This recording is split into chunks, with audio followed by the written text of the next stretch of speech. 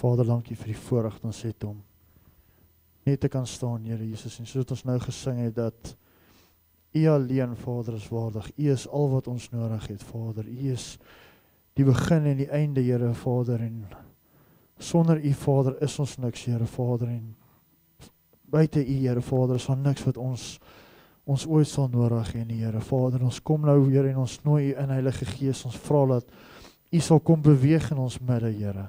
Ons vra, Vader, dat U net sal kom, Vader, en nou sal kom ons harte gereed maak, Vader, en voorberei, Here, vir dit wat U wil doen, Here. Dat U ons harte nou sal kom, Vader, en dit ontvanklik maak, Vader, vir die woord wat uitgaan, Here, en ons gee aan U al die lof, en al die eer, en al die aanbidding in Jesus naam. Amen. Sê, dankie, julle kan julle sitplekke neem. Ek wil volgende bietjie met ons gesels, ons gaan begin met so reeks, ek weet nie of het 'n kort reeks of 'n lang reeks gaan wees nie, ons gaan kyk hoe die Heilige Gees ons lei, maar wat ons bietjie gaan praat oor die bonatuurlike krag van God. Want in die moderne tyd wat ons in sit, voel ek dat die kerk het op 'n plek gekom, waar hulle God heeltemal in 'n boksie begin indruk het. As ons praat met mense, as ons praat oor die kerk, as mense kyk na die kerk, is al baie keer baie beloftes wat gebeur. Kom kerk toe en jou lewe sal verander. Kom kerk toe en die sal gebeur. En kom kerk toe en daai sal gebeur. En dan kom mense kerk toe en niks gebeur met hulle nie. Hulle sit Sondag vir Sondag in die kerk. Hulle kom hierso in en hulle stap dieselfde uit as wat hulle ingestap het. Al verskil is hulle is 'n bietjie ouer as hulle uitstap. Maar verder is daar niks wat verander het nie. As ons kyk na wat verkondig word deesdae in kerke, is ons besig om God hierdie historiese beeld te maak van, hy was die ene wat wonderwerke gedoen het. Hy was die ene wat daai tyd mense se lewens verander het. Hy was die ene wat daai tyd verskillende goed gedoen het. Maar God is nog steeds vandag presies dieselfde as wat hy 2000 jaar terug was. Hy is dieselfde God wat saam met Moses was toe hulle die Rooi See oopgekloof het. Hy is dieselfde God wat saam met die volk om Jerigo geloop het en toe hulle hom geprys het, het die mure in mekaar ingeval. Maar hoekom beleef ons nie daai selfde God vandag nie? Wat is ons as kerk mee besig? Wat se God dien ons vandag as die dinge wat ons beloof het en die dinge wat ons in die Bybel raak lees nie meer gebeur nie? Dit is tyd dat ons op die plek kom wat ons God weer begin eer en God weer begin sien vir dit wie hy is. Ons is eintlik veronderstel om hierdie naweek Pinkster te vier, waar Jesus gekom het en waar hy die Heilige Gees uitgestort het oor sy disippels. Jesus het gegaan, hy het gesterf aan die kruis, hy het opgestaan, hy was vir 40 dae op die aarde, wat hy tussen die mense beweeg het, en toe die tyd gekom het dat hy moet opvaar hemel toe, het hy vir sy disippels bymekaar geroep en gesê, gaan wag op die belofte wat ek vir julle gegee het. Gaan wag op die Heilige Gees. Hoekom? Want hy het geweet dat die kinders van die Here nie veronderstel is om in hierdie wêreld te beweeg net soos wat die wêreld beweeg nie. Kragteloos, magteloos, hopeloos en hulle weet nie wat se rigting om in te gaan nie. Maar hy het vir hulle gesê, ek gaan vir julle iets gee wat julle gaan anders maak. Ek gaan iets vir julle los wat julle gaan anders maak. En God het vir ons krag beloof die oomblik toe Jesus opgevaar het hemel toe. Handelinge 1 vers 8 sê vir ons, maar julle sal krag ontvang wanneer die Heilige Gees oor julle kom en julle moet my getuies wees. Ons lees ons die Bybel anders, ons sê, ons sal krag ontvang wanneer die Heilige Gees oor ons kom, maar ons sal sy getuies wees die dag as ons so voel, nee. Die dag as ons voel, yes, ek het nou vandag opgestaan, my hare lyk mooi, ek het daarom nie daai probleem nie, my hare lyk elke dag dieselfde.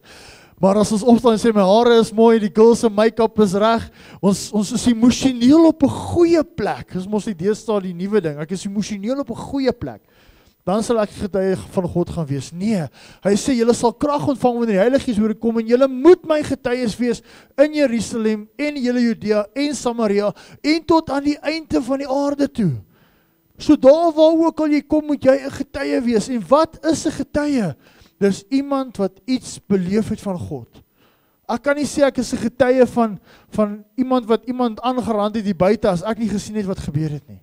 Ek kan nie sê ek is 'n getuie van iemand van iets as hulle my in die hof roep en sê Piet het vir Koos doodgeslaan, kan jy getuig en sê dat Piet het gedoen het? En ek sê, ja nee, maar ek het gehoor, Gert het dit gesê, en hy het vir Sunny dit vertel, en Sunny het vir my gesê dat Piet het dit gedoen. Nee, dan is jy nie 'n getuie nie.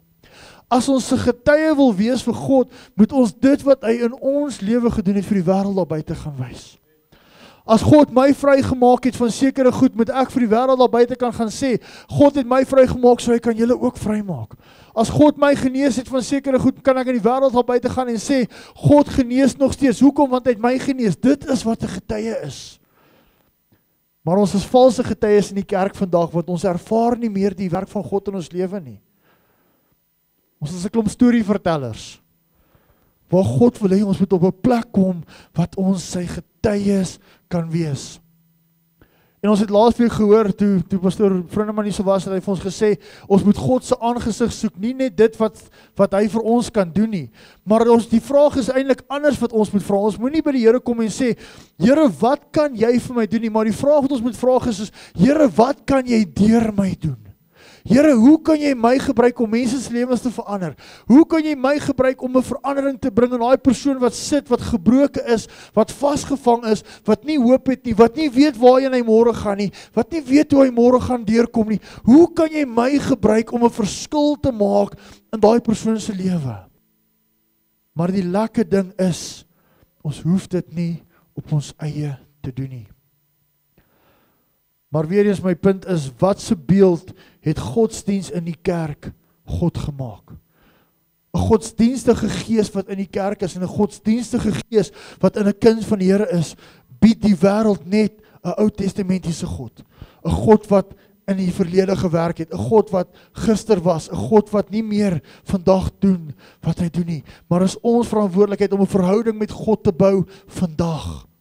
As ons vandag 'n verhouding met God bou, as ons vandag die Here leer ken, as ons vandag vir hom sê, Here, openbaar u volheid aan my. Here, moenie net aan my openbaar wat ek wil hê nie. Maar ons het mos daai ding, ek het so 'n paar weke terug gepraat van dien ek God op my voorwaardes. Maar ons wil mos net hê, Here, openbaar aan my net die goeie dinge wat ek wil hê. Here, doen net aan my dit wat ek wil hê. Maar as dit ons vir die Here sê, Here, openbaar u volheid aan my. Here, ek wil u leer ken soos nog nooit van tevore nie. Daar's 'n generasie daar buite vandag van mense wat 'n honger het na God, wat 'n honger het na meer. Ek het aan die begin van die jaar die vraag gevra, is ons gelukkig met ons kerk soos wat hy is? Is ons gelukkig met ons lewe soos wat dit is? Is ons gelukkig met ons verhouding met God soos wat dit is? Of wil ons meer hê? Ek is nie gelukkig nie, ek wil meer hê. Ek wil sê, Here, ek gaan nie opgee tot ek u volheid ervaar het nie. Jakob sit daar in 'n veld, besig om te slaap daar op 'n klip, en hier verskyn 'n engel van die Here aan hom. En hy gaan vol nie op sy knies, wonderlike engel, kyk hoe mooi is jy nie. Ek is nie werd om in jou teenwoordigheid te wees nie. Gaan weg van my af. Nee. Jakob gryp die engel en hy sê, Here, ek gaan met hierdie engel worstel tot jy my seën. Here, ek gaan vashou aan hierdie engel tot jy my seën. En weet julle wat die amazing ding is, nee, dat die engel kon hom nie loskry van hom af nie.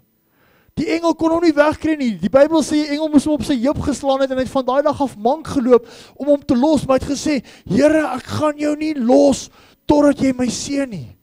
Waar is ons as kerk se gebede vandag ons sê, Here, ons gaan nie ophou jou soek totdat jy ons gebruik nie. Here, ons gaan nie ophou jou aangesig soek totdat 'n verandering kom in ons dorp nie, totdat daar 'n verandering kom in ons land nie, totdat daar 'n verandering kom in ons vriende en ons familie se lewens nie.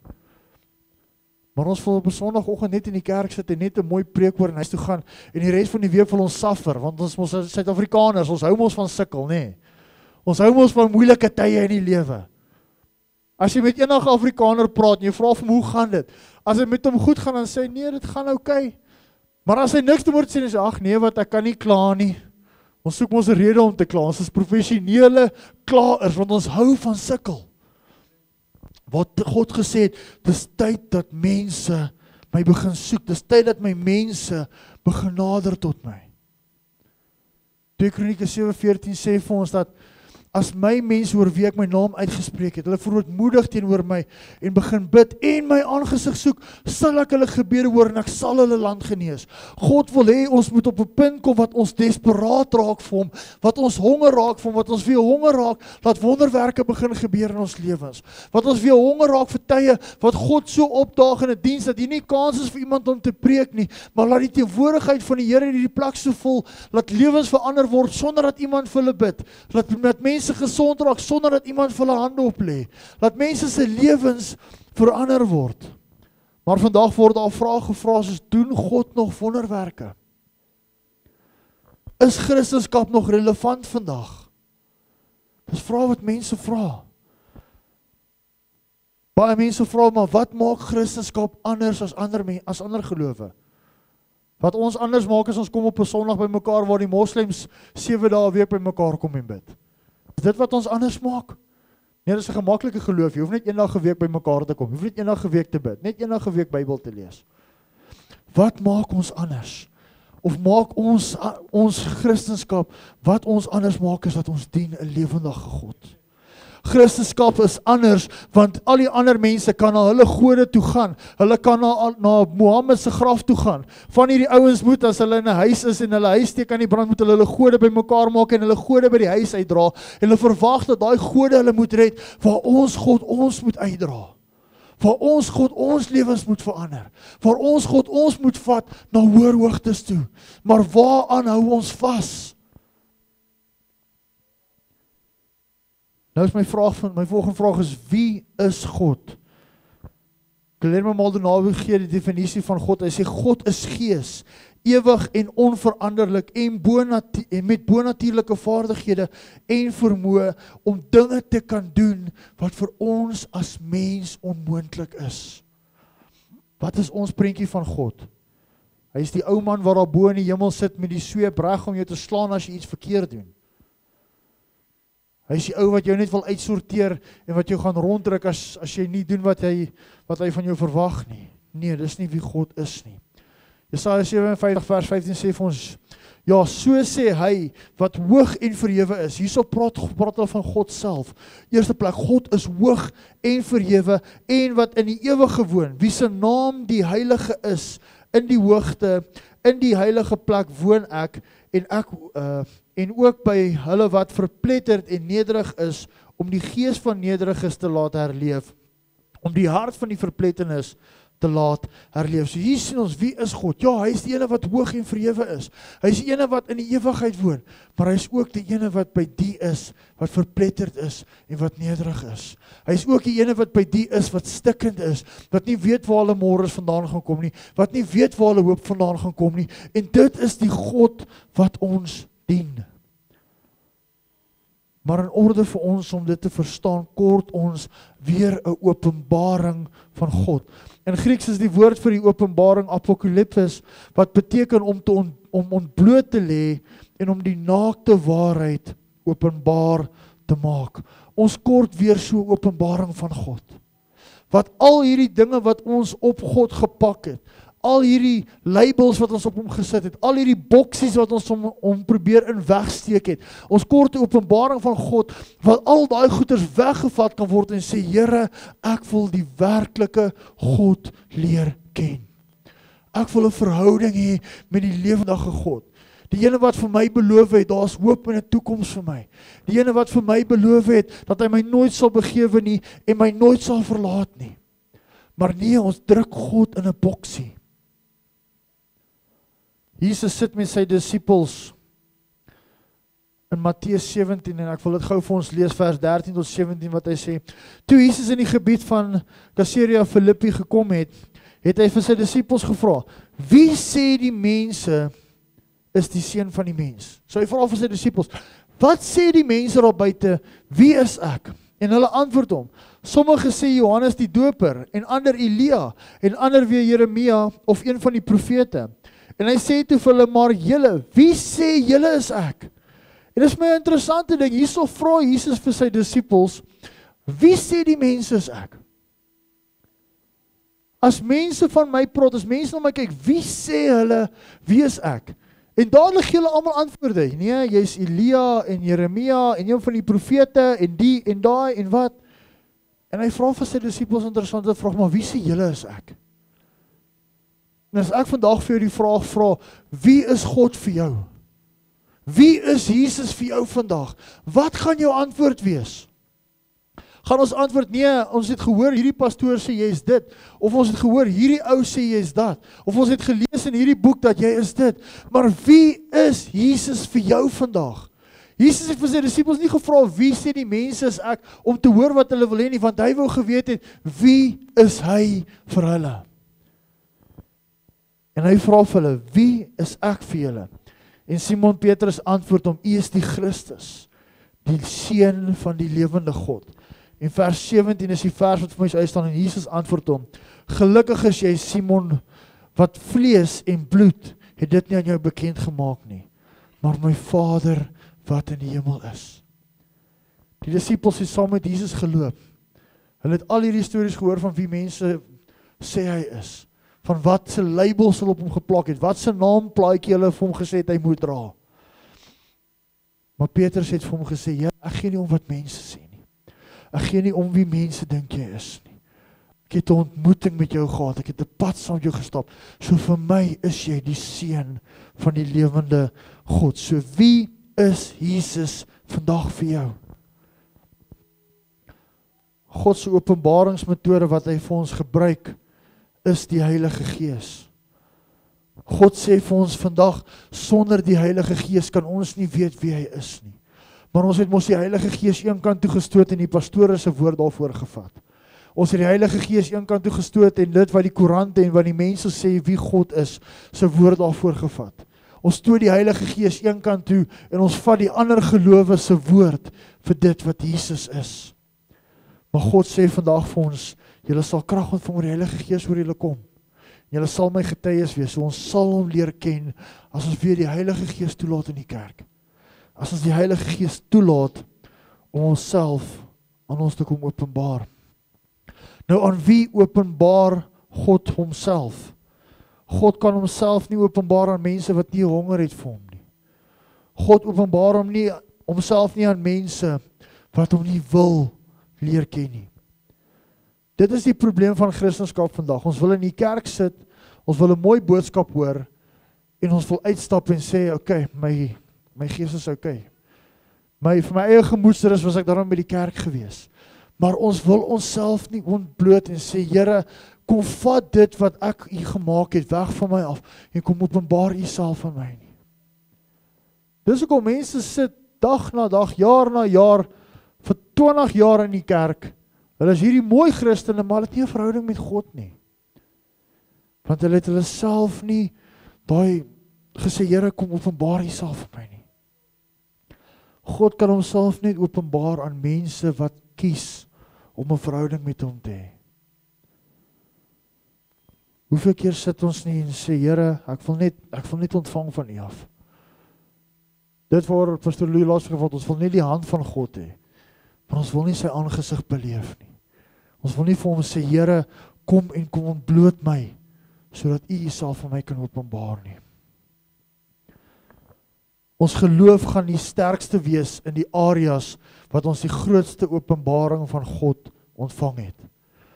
As jy 'n openbaring van God af ontvang het dat hy is vir jou 'n geneesheer, gaan jou geloof die sterkste wees in daai area. Hoekom? Want hy het dit vir jou gedoen. As jy 'n openbaring ontvang het van God of dat hy is die een wat vry maak, gaan jou geloof die sterkste wees in daai area. Hoekom? Want dit is wat hy vir jou kom doen het. Dit is as wie hom ken. Maar as ons net God ken, as die God wat in die verlede gewerk het, as die God van gister, as die God wat in die geskiedenis goed gedoen het, is dit waar ons geloof die sterkste gaan wees. As mense vir jou vra, ja, ek glo God het dinge gedoen. Maar ons sê nie, ek glo dat God kan dinge doen nie, want hy doen dit nog steeds nie. Matteus 14 vers 28 en 29 sê vir ons, en Petrus het hom geantwoord, U is die Here, as U dit beveel, of beveel my om op die water te kom, en hy het vir hom gesê, kom, en Petrus het van die boot afgeklim, op die water geloop en na Jesus toe begin gaan. Hier sien ons 'n baie interessante gedeelte waar Jesus saam met sy disippels was op 'n boot gewees en hulle was in hierdie storm vasgevang gewees. Besig om te roei, besig om nêrens te kom nie, en hier kom Jesus aan en Jesus loop op die water. En as jy interessant gaan kyk na hierdie gedeelte, Jesus was nie op pad na die boot toe nie, hy was op pad verby hulle gewees.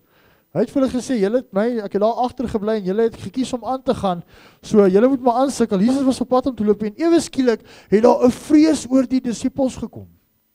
En hulle kyk na hierdie gees wat op die water loop en hulle het gedog is 'n spook wat daar so is. En hulle almal het vreesbevange geraak en Jesus sê vir hulle, moenie vrees nie, dit is ek, Jesus. En al die disippels staan daar met 'n mond vol tande en enigste ene wat opstaan, dis ook vir Petrus so like. Petrus het nie ge-worry wat mense dink nie. As hy iets gesien het daarso, hierso vra hy vir sy disippels, wie is ek? Almal sit daar, almal bly stil. Hy sê, Here, ek sal praat. Ek sal vir julle sê wie hy is. Hier sit hulle op die boot en Jesus op die water te loop. Al die disippels sit daar vasgevang met vrees en hy sê, Here, as dit U is, laat ek na U toe kom. Hy het sonder vrees opgetree. En Jesus sê vir hom, kom. En Petrus vat 'n stap van geloof en hy klim uit die boot uit. En hy loop op die water. Enigste disipel wat op die water geloop het, wat ons in die Bybel van lees. En hy loop na Jesus toe en ja, hy kyk om hom en hy sien al hierdie goed wat aangaan. Hy sien hierdie golwe en hy sien die wind en ewe skielik kry daai vrees hou vas op hom en hy begin te sink en Jesus kom en Jesus gryp hom in die hand en Jesus stel hom op. Maar weet julle wat is my interessant van hierdie gedeelte? Nêrens sien ons dat Jesus hom bestraf het oor op die water geloop het nie. Nêrens sien ons dat Jesus vir Petrus gesê het, ja, sien jy, hoekom het jy nou op die water geloop terwyl die ander ouens in die boot geklim het nie? Of van die boot gebly het nie? Nee. Hy het hom uitgetrap en gesê, jy het op die water geloop, hoekom is jou geloof nou so klein? Hoekom is jou fokus nie meer op my nie? Hoekom is jou fokus nie op dit wat besig was om te gebeur nie? Jou fokus het geskuif van my af na die vrees toe van die wêreld, na die storm toe wat om jou aangaan. Jesus sal ons nooit uittrap en ons nooit sleg sê as ons sê, Here, ek gaan my geloof in jou sit, dat jy vir my 'n deurbraak gee nie. Here, ek gaan my geloof in jou sit, dat as ek vir siek mense gaan bid, dat hulle genees gaan word nie. Here, ek gaan my geloof in jou sit, dat as ek vasgevang is in sonde en ek is vasgevang dalk in 'n verslawing van iets, dat U my gaan vrymaak nie. Nêrens in die Bybel sê die Here dat hy ons sal uithaal oor dit, ons sleg sê oor dit nie. Maar Jesus trap ons uit, baie keer in die Bybel, oor hoekom glo julle nie? Hoekom vertrou julle my nie? Waar is julle fokus? En dis weer eens my vraag vandag vir die kerk is, waar is ons fokus? Daar's 'n generasie van mense daar buite wat na die Here soek. Daar's 'n generasie van mense daar buite wat antwoorde soek, wat uitroep, soos wat die Bybel vir ons sê, hulle wag in baringsnood vir die openbaarmaking van die kinders van God. Maar ons kort eers 'n openbaring van God self en sy bonatuurlike krag en dit waartoe hy in staat is, voordat ons onsself kan openbaar in die wêreld daar buite en sê, ons is die kinders van God. Ons moet eers bietjie uit daai boot uitklim en sê, Here, ek gaan U vertrou. En ek glo vas, God is besig om 'n generasie op te wek van jong mense en van mense in die tyd wat ons inleef, wat sê, Here, ons gaan nie bang wees om die bonatuurlike krag vir die wêreld daar buite te gaan wys nie. Ons gaan nie bang wees om vir die wêreld daar buite te gaan wys dat ons het 'n God wat leef nie. Ons gaan nie bang wees om op te staan en te sê, my koning leef, maak nie saak wat julle boeke sê, maak nie saak wat se evolusielering julle het nie, maak nie saak waarmee julle besig is nie, wat julle die wêreld dink hulle mee besig is nie, maar ons gaan opstaan en vir die wêreld gaan buite gaan wys dat my God leef. Ek wil afsluit met 5 vyande van die bonatuurlikheid van God. En die eerste ding wat ons ervaar is onkunde. Jesaja 5 vers 13 sê, daarom gaan my volk in ballingskap vanweë 'n gebrek aan kennis. Hier praat God en hy sê, omdat my volk my nie ken nie, omdat my volk nie by my wil wees nie, gaan hulle in ballingskap. Wat is ballingskap? Jy's 'n gevangene, jy's 'n slaaf. Jy word vasgevang in dinge van die wêreld waarin jy nie veronderstel is om vasgevang te wees nie. Hoekom gaan ons dan? Want ons het nie 'n verhouding met God nie. Een van die ander vertalings sê dit so mooi, hy sê, my volk is gevange geneem omdat hulle nie naby my wil wees nie. Ja, daai is eina. Dis nie 'n amen nie, dis eina. Wil ons nog naby God wees? Wil ons hom ons eerste prioriteit maak? Of is ons eerste prioriteit, waar gaan ons geld vandaan kry om te oorleef? Ons eerste prioriteit, wat se seepie gaan ek nou op die TV kyk? Wat se Netflix program gaan ek nou mee opvang? Is ons prioriteite, hoe gaan ek dit maak in die lewe? Ons prioriteite moet wees is, hoe gaan ek nader aan God kom? Hoe gaan ek my verhouding met God sterker maak? Hoe gaan ek hom beter leer ken?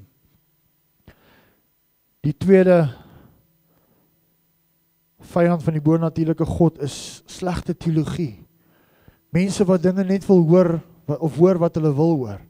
Mense wat na predikers luister wat hulle ore streel.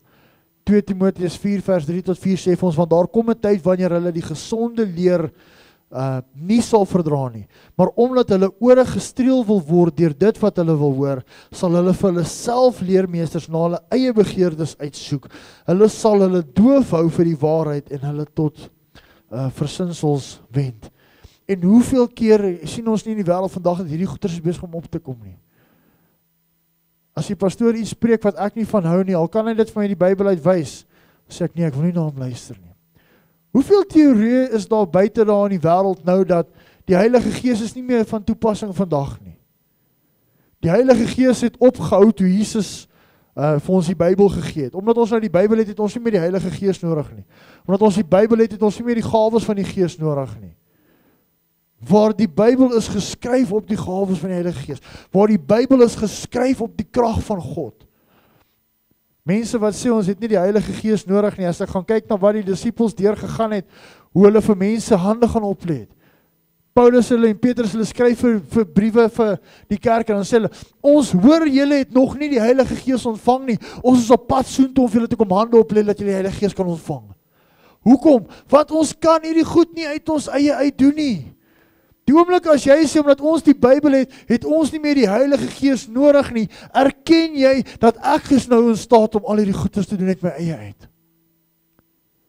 Waar Jesus gesê het, as jy uitgaan, die evangelie gaan verkondig, Matteus 28:19, disippels maak van mense. As jy Markus 16 gelees, sê hy, lê hulle vir die siekes hande op, dryf duiwels uit, julle sal dodelik goed drink, as julle niks oorkom nie, ander tale sal julle praat. Dis die krag van die Heilige Gees daar, en Jesus sê vir ons, as julle hierdie goeders wil doen, moet jy uitgaan, en dan sê vir ons, kyk, ek is met julle tot die volëinding van die wêreld. Maar nou sê ons nie, ons het nie meer die krag van God nodig nie, want ons het die Bybel. Wat maak ons as die regering die Bybels wegvat? Dan het ons niks. Dis tyd dat die kerk op 'n punt kom wat ons weer begin erken en sê dat my God leef en ek gaan luister na wat hy vir my sê. Humanisme is die volgende vyand van die Bybel. Dis 'n filosofiese idee van wat ons mense meer verhoog en ons meer gesag gee as wat God het. Lerings wat nou rondgaan van ek is Jesus. Ek wil nie daai stelling maak nie. Ons het op 'n punt gekom wat mense sê, I'm all that in a baseball bat. Ek is so great, ek het nie God nodig nie, want ek is Jesus op die aarde. Ek verteenwoordig hom op hierdie aarde, so ek is hom op die aarde, en mense moet my amper aanbid, soos in plaas daarvan dat hulle hom aanbid. Paulus het gesê, wees navolgers van my, soos wat ek 'n navolger van Christus is. Hy het nie gesê, volg my, want ek weet alles wat aangaan nie. Hy het eers die aangesig van God gesoek, en hy het vir mense gesê, volg die lering wat ek vir julle gee, want die lering wat ek julle gee, gaan julle nie by my uitbring nie, die lering wat ek julle gee, gaan julle nader bring aan God. Maar deesdae in die kerke sing die pastore mos nie daai ou liedjie wat sê, I exalt thee nie, hulle sing, I exalt me. Hulle sing in die oggend, as hulle die spieël staan eens keer, sing hulle liedjie, I am awesome in this place. Waar ons die Here se aangesig moet soek. Ons as mens moet minder word. Johannes 3 vers 30 sê, Here, laat ek minder word, sodat U meer kan word. Maar ek wil vandag sê, Here, laat ek niks word nie, sodat U alles kan word in my lewe. As mense na my kyk, moet hulle nie my raak sien nie, maar hulle moet U raak sien. Here, as ek die geleentheid het om met mense te praat en hulle kyk my in die oë, moet hulle nie vir Christus raak sien nie, maar hulle moet die Heilige Gees raak sien, want hy is die ene wat lewens kan verander. Hy is die ene wat wonderwerke kan doen. Hy is die een wat kan genees. Hy is die een wat kan vrymaak. En dit is tyd dat ons minder word en hy meer word.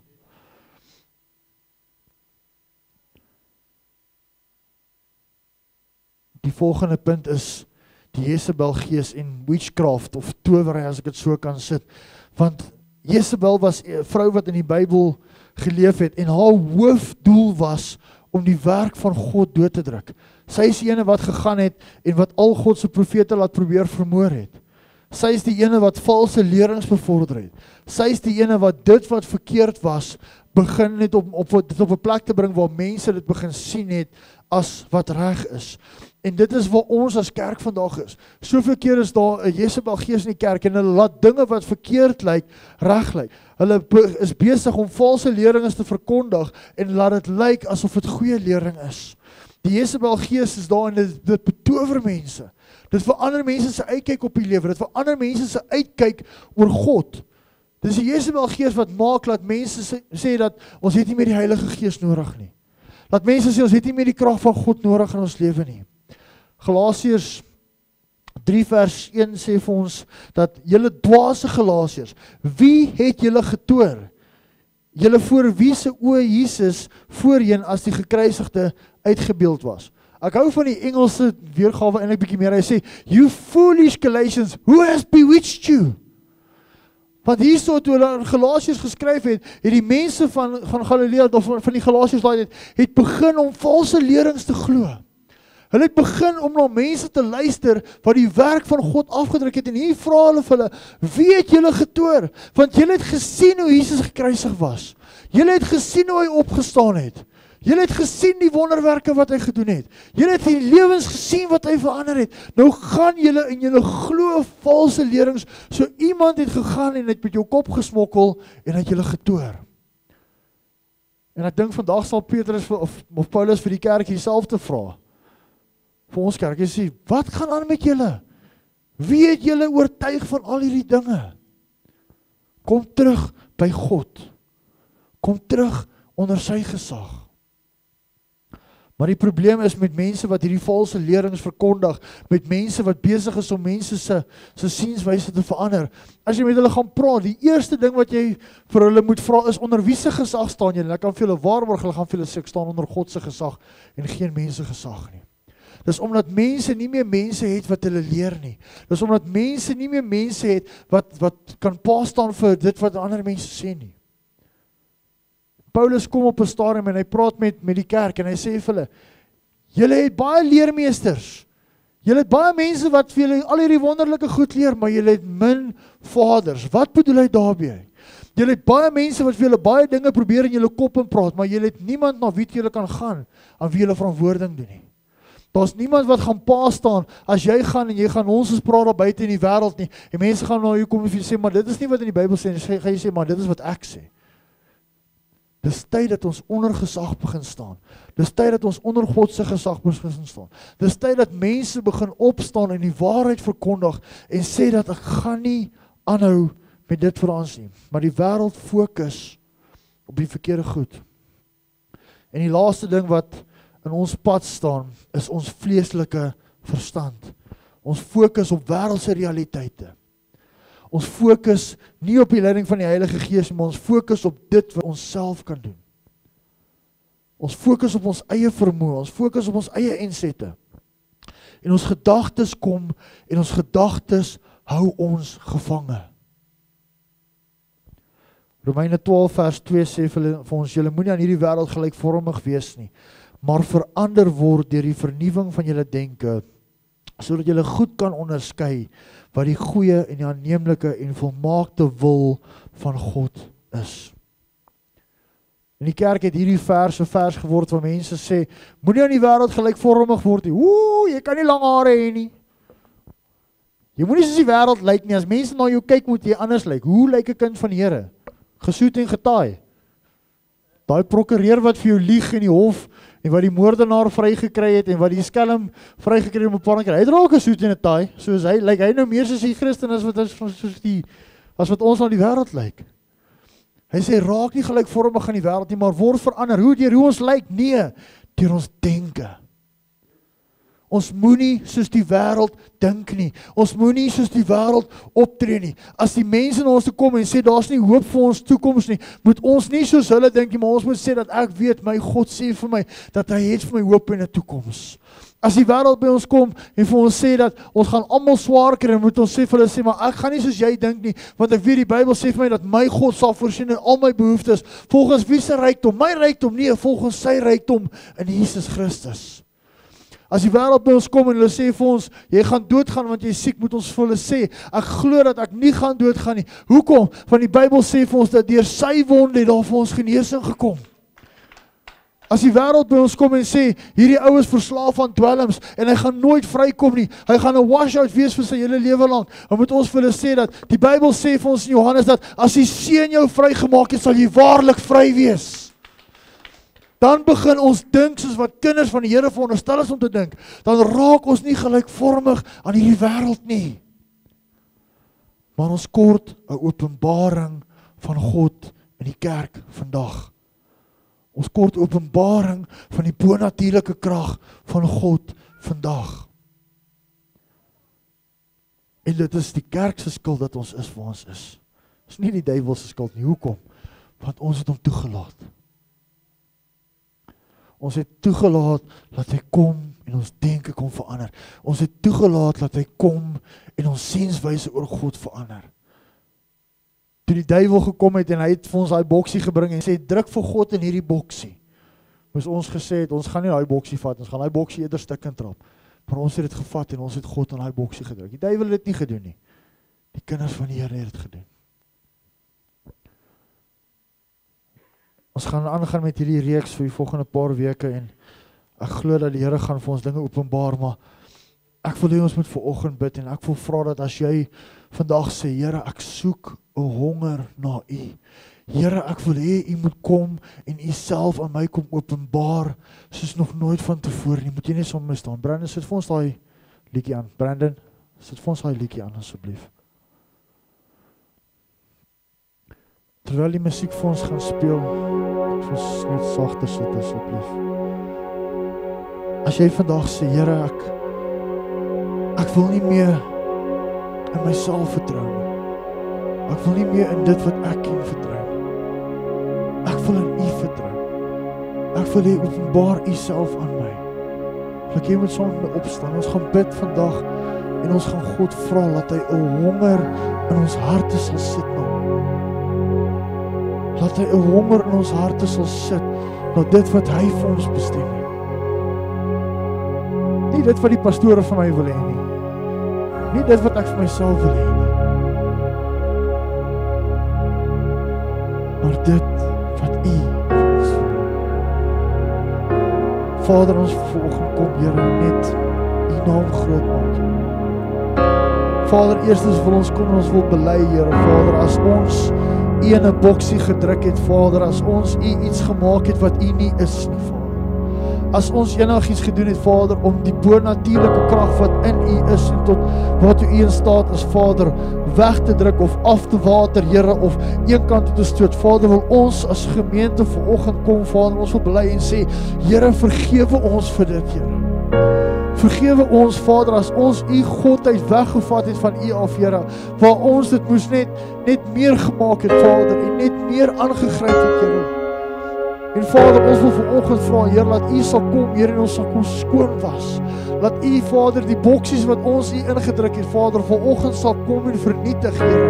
Vader, laat U nie meer in 'n boksie gedruk sal wees nie, Vader, maar laat U bonatuurlike krag, Vader, in ons lewe sal begin manifesteer, Here. Vader, ek wil bid vir elke persoon wat hier sal staan vanoggend, Here, dat U 'n honger in hulle hart sal plaas vir U, Here.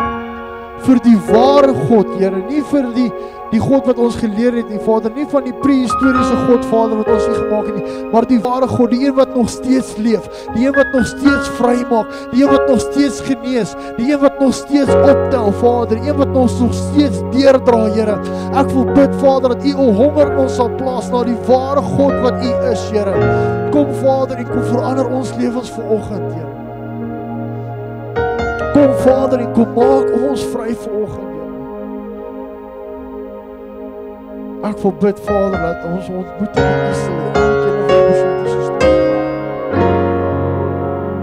That they may have an encounter with You right now with them.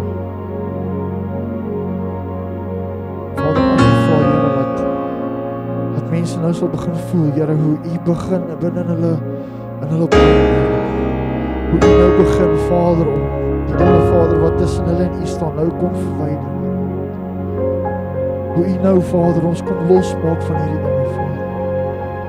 Hierdie bindings wat ons op onsself geplaas het, die kettinge wat ons op onsself geplaas het. Hoe U nou kom, Vader, en nou mense vry maak.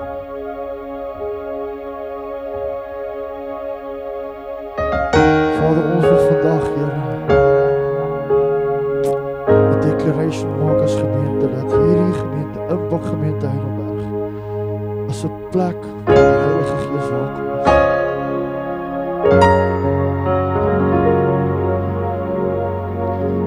Here, ons maak vandag die verklaring, Here, dat hierdie gemeente onder U gesag staan.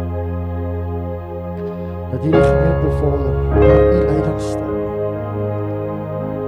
En vergewe ons, Vader, as ons enigstens iets gedoen het, Here, om die autoriteit van jou weg te vind. As ons enigstens ons eie belange bo U geplaas het, Vader. As ons enigstens gedink het, Vader, dat ons is in staat om iets te doen, Vader, sonder U wil, Vader, dat U ons sal vergewe. Kom ek openbaar U self in ons. In Jesus naam.